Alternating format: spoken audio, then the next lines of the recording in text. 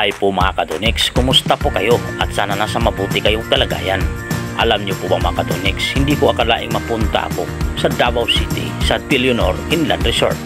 Alam niyo po ba mga Kadonix, napakaganda din ang lugar na to kasi napakatahimik din at kung gusto mo mag-relax dito sa ilalim ng mga punong kahoy at gumala sa fish pan nila para makita mo rin ang malalaki nilang mga tilapia. At dito sa ilalim ng puno ng kahoy mga Kadonix, pwede kang maglakad ng maglakad dahil napakalamig talaga dito. Dahil nasa ilalim ka ng malilinis na gubat. At mayroon din silang mini zoo, mayroon din silang baboy damo. At mayroon din sila dito mga Kadonix na napakalaki din ng ahas. Kulay dilaw pa ang ahas nila. Ayan, nakikita nyo na, dalawa po ito. Ito po muna ang una.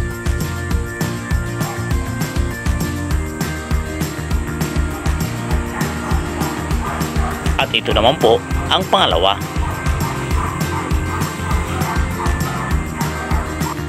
Tara mga Kadonix, samahan niyo pa ako na ikutin ang Tillionor Inland Resort.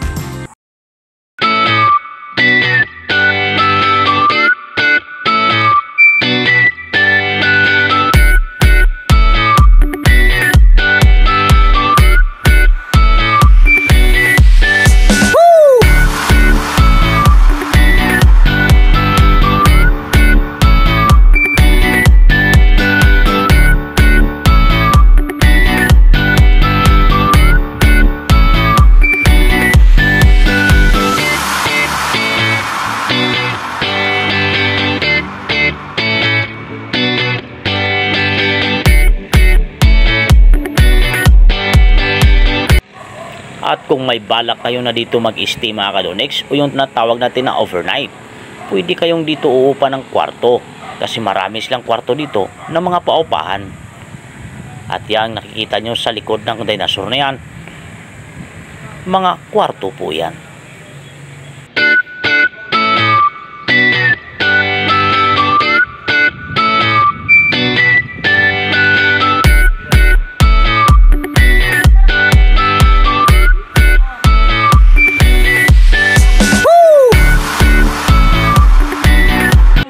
At sa mahilig pong mag wall climb, mayroon po silang wall climb wall dito.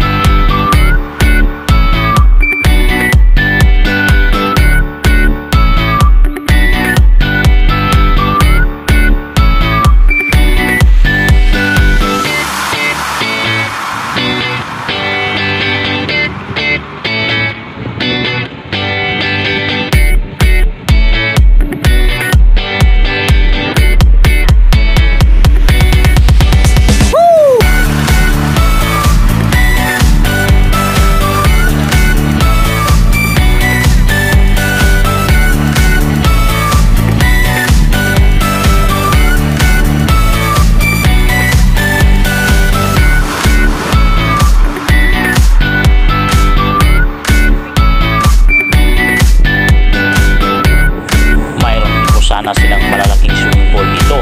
Hindi ko lang nakunan mga Kadonix kasi hindi na nakayanan ng phone storage ko.